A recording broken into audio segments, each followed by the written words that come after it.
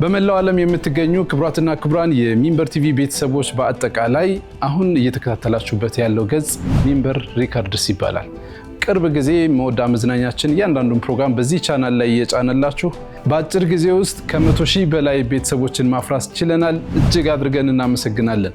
ሁልጊዜም ለእናንተ ይሆናሉ ያልናቸውን መሰናዶች እያዘጋጀን ማቅረባችንን እንቀጥላለን። እናንተ ደግሞ ፕሮግራሞቻችንን ስትከታተሉ ላይክ ማድረግ፣ ሼር ማድረግ፣ በፕሮግራሞቹ ላይ ደግሞ ያላችሁን ሐሳብና አስተያየት በኮሜንት ስፍራ ላይ ማስቀመጣችሁን እንዳትዘነጉ። ሌላኛው ዋናው ጉዳይ የደወል ምልክቷን መጫናችሁን አትዘንጉ። ሁልጊዜ የመወዳ መዝናኛ ፕሮግራሞች ወደ እናንተ ይደርሳሉ። በድጋሚ ስለምትከታተሉን በዓለም ዙሪያ በሀገራችን በአጠቃላይ ያላችሁ ተመልካቾቻችን እጅግ አድርገን እናመሰግናለን።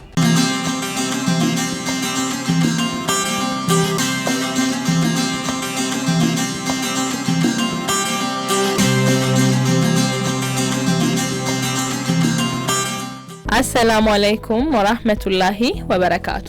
ውድ የዳር እስከ ዳር ፕሮግራማችን ተከታታዮች ዛሬም በዳር እስከ ዳር ቆይታችን ወደ አንዱ የዓለም ዳርቻ ተጉዘን ልናስቃኛችሁ ወደናል። በዳር እስከ ዳር ቆይታ ሁሌም እንደምናደርገው ወደ አንድ የዓለም ዳርቻ ተጉዘን ያስገረመንን ሀገር የተፈጥሮ አቀማመጥ ያየን የሰማንና ያነበብናቸውን ሐሳቦች እንዲሁ ደግሞ የሀገርና የግለሰቦችን ታሪክና አስደናቂ ሂደት እናነሳለን። ታዲያ በዛሬው ቆይታችንም ወደ ደቡብ ኤሲያ ተጉዘን አስገራሚዋን ሀገርና አስደናቂ ህዝቦች ያሉባትን ፓኪስታንን እናነሳለን። ሀገረ ፓኪስታን በደቡብ እስያ የምትገኝ ታላቅ ሀገር ስትሆን በታሪክ፣ በባህል፣ በኢኮኖሚና በሃይማኖት ዘርፍ ከፍተኛ ሚና ያላት ሀገር ናት። ከህንድ፣ ከአፍጋኒስታን፣ ከኢራንና ቻይና ጋር ድንበር ትጋራለች። ሀገሪቱ ዋና ከተማዋ ኢስላማባድ ስትሆን ትልቋ የንግድ ከተማዋ ደግሞ ካራቻ ትሰኛለች።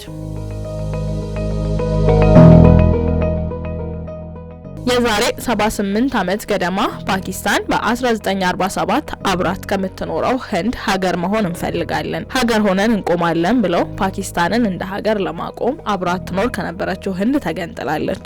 በወቅቱ ይህንን ሀሳብ ይዘው ፓኪስታናውያን ሲመጡ ተዋቸው፣ ከአንድ ዓመት አይዘልም፣ ሀገር ሆነው መቆም አይችሉም ተብሎ ሲነሳ እንደነበረ ታሪክ ያወሳልናል። በወቅቱ ድህነት ያጠቃው ያለማና ያላደገ ሀገር እንዲሁ ያልተማረ 90% በላዩ ፊደል ያልቆጠረ ህዝብና በብዙ በሽታዎች የሚጠቃ በየዕለቱ ኮሌራ ብዙዎችን የሚያጠቃበት እንዲሁ ደግሞ ግዙፍ ሰንሰለታማ ተራሮች መሃል በመገኘቷና የተፈጥሮ አደጋ የሚመላለስባት በመሆኑ የሀገር የመሆን ሀሳባቸው አይሆንም፣ አይሰምርም ተብሎ ነበር። አስደናቂው ግን አሁን ላይ ዓለማችን ላይ ያሉ ከተባሉ ሀገራት መሃል አንዷ ሆና ፓኪስታን ትጠራለች። የፓኪስታንን ነዋሪ ስንመለከት በጣም ደፋር፣ ጀግና፣ በዛው ልክ ደግሞ አዛኝና ሩህሩህ ህዝብ እንደሆነ ይነሳል። ሀገሪቱ በእስልምና እምነት ላይ የተመሰረተች ሲሆን ከህዝቦቿ 99% በላዩ የእስልምና እምነት ተከታዮች ናቸው። በወቅቱ ፓኪስታን ስትገነጠል የመጀመሪያ መሪዋ የነበረው ሙሐመድ አሊ ይባላል። በወቅቱ ፓኪስታን ሀገር ሆና ለመቆሟ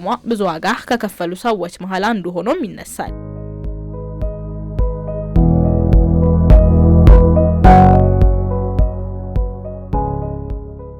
እንዳነሳ ነው ከዛሬ 78 ዓመት በፊት ሀገር ሆኛለሁ ብላ እዚህ ትደርሳለች ብሎ ያሰበ አልነበረም። ዛሬ በኢኮኖሚና በፖለቲካው ዘርፍ በዓለም አቀፍ ደረጃ ተጽዕኖ ከመፍጠር አልፋ ከሀያላን ሀገራት መካከል ተርታ ተሰልፋለች። የፓኪስታን ኢኮኖሚ በግብርና በኢንዱስትሪና በንግድ የተመሰረተ ቢሆንም በዋናነት ግን ግብርና ትልቁን ድርሻ ይይዛል። ሩዝና ኮተን ዋነኛ የሀገሪቱ ምርቶችም ናቸው።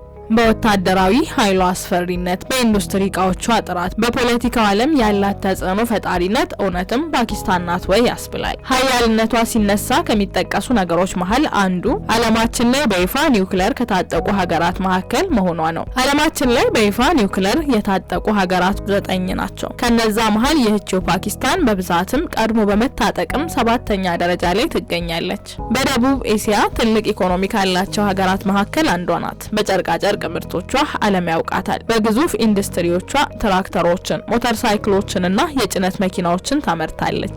ያኔ ሀገር እንሆን ሲሉ ምን ይዘው የተባሉ ሀገሮች ዛሬ ዓለምን በመመገብ ቀዳሚ ከሆኑ ሀገራት መካከል ላይ ይገኛሉ።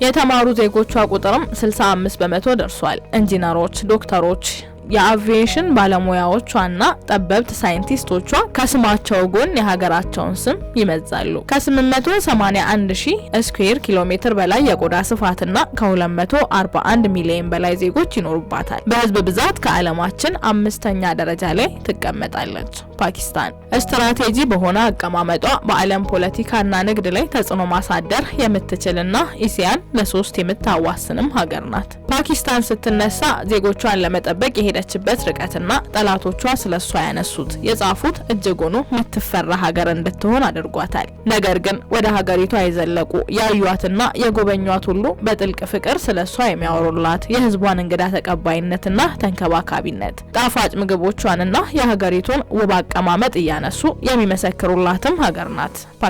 ፓኪስታን ከፍተኛ ሰንሰለታማ ተራሮች ያሏት፣ በዛው ልክ ለጥ ያለ ሜዳንም የታደለች እንዲሁ ደግሞ በአየር ንብረቷ እጅግ ሀሩር የሆነ የሚያቃጥል ፀሐይን የምታስተናግድ በዛው ልክ በረዷማ ተራራዎችም እንዲሁ ደግሞ የሚገኙባት ሁሉንም አይነት የአየር ጸባይና የተፈጥሮ ሁኔታዎችን የታደለች ሀገር እንደሆነች ትነሳለች። ፓኪስታን አስደናቂ ታሪካዊ ስፍራዎች ያሏት ሀገርም እንደሆነች ይነሳል። ከነዛ መሀል አንዱ ከ5000 ዓመታት በፊት የነበረው ሞሆንጆ ዳሩ የሚሰኝ ከተማዋ ነው። ውብ ተራራና አስደናቂ አቀማመጧ የንጹህ አየር መገኛ እንደሆነች ያነሳላታል።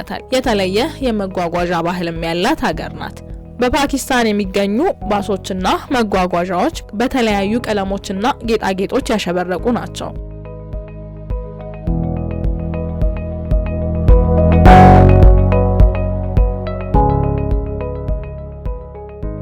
ፓኪስታን ባህል፣ ቋንቋና ልዩ ታሪክ ያላት ሀገር እንደሆነች ይነሳል። ፓኪስታን ለነጻነቷ ያደረገችው ትግል በዚህ ሂደት ውስጥም ከህንድ ጋር የነበሩባት ተደጋጋሚ ግጭቶች እንድትነሳ ያደርጓታል። በአጠቃላይ ፓኪስታን ከጥንታዊ ሲቪላይዜሽን ጀምሮ እስከ ዘመናዊ መንግስት ድረስ በጣም የተለዋዋጭና ሚስጥራዊ ታሪክ ባለቤት የሆነች ሀገር እንደሆነ ይነሳል። ፓኪስታን ከምንም ተነስቶ ብዙ ነገር በሌለበት አብሮ መቆም፣ መቀየርና አይሆንም አይሳካም አያደርጉትም በተባሉ ህዝቦችና ሀገራት መሆንን ማሳየትን የበላይነትን ማረጋገጥ እንደሚቻል ማሳያ ሀገር እንደሆነች ታሪክ ያነሳልናል። ፓኪስታን ተነስታ ስሙ ሳይነሳ የማይቀረውን ወይንም ደግሞ እሱ ተነስቶ ተያይዛ ፓኪስታን የምትነሳለትን ታላቁን የኢንዱስ ወንዝንና ከሱ ጋር የተያያዙ ሀሳቦችን ደግሞ እናንሳ። በፓኪስታን የሚገኙ እርሻዎች ከ90 በመቶ በላይ ከዚህ ወንዝ በሚመጣ ውሃ ላይ ጥገኛ ናቸው።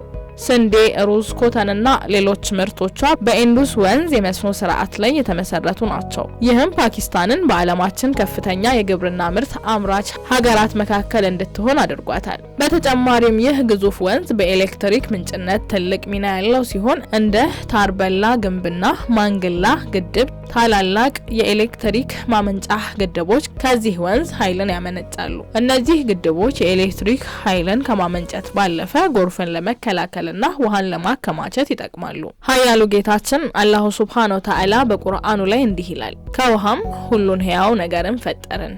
ይህ የቁርአን አንቀጽ ውሃ የህይወት መሰረት መሆኑን ያሳያል። ዛሬ ላይ አደገች ከፋለች ብለን የምናነሳት ፓኪስታን ለእድገቶቿ መሰረት ከሆኑ ነገሮች መሀል ይህ ታላቁ የኢንዱስ ወንዝ አንዱ እንደሆነ ይነሳል። ፓኪስታን በዓለማችን ላይ በታሪክ የበለጸገች በእስልምና የተመሰረተች በግብርናና በኢንዱስትሪ የምትታወቅ ሀገር ስትሆን የኢንዱስ ወንዝ ለኢኮኖሚዋ ዋና መሰረት ነው። አላህ ሱብሃነሁ ወተዓላ የእውቀትን የጉልበትንና የማሰብና የምርጫን እድል ሲሰጠን እርምጃዎቻችንን እሱን ከመያዝ ጋር በብዙ ጥረትና ትግል ስኬታማ እንድንሆንም ጭምር ነው። ፓኪስታንና ነዋሪዎቿን ስንመለከት ከመሰረቱ ጀምሮ እኛ ብቻችንን መቆም እንችላለን ብለው ከተነሱበት ምንምና ማንም ካልነበረበት ታሪክ ዛሬ የዓለም ሀያሉ ሀገር በብዙ ዘርፍ ላይ በዓለማችን ቀደምት ከሚነሱ ስማቸው ከሚጠራ ሀገራት መካከል ላይ መሆን ችላለች። የማድረግና የማሳካት ምሳሌ ይሆናል ብለን በዛሬው የዳር እስከ ዳር ቆይታችን ወደ ፓኪስታን ያመራንበት መሰናዶ ይህንን ይመስል ነበር። የጀሊሉ ተአምራት እልፍ ናቸው፣ መኖርም ቀለሙ ብዙ ነውና በሌላ የዳር እስከ ዳር ቆይታ እንገናኛለን። ቀሪ መወዳ ፕሮግራሞች ይቀጥላሉ። አብራችሁን ስለነበራችሁ እጅግ አድርገን እናመሰግናለን። አሰላሙ አለይኩም ወራህመቱላሂ ወበረካቱ።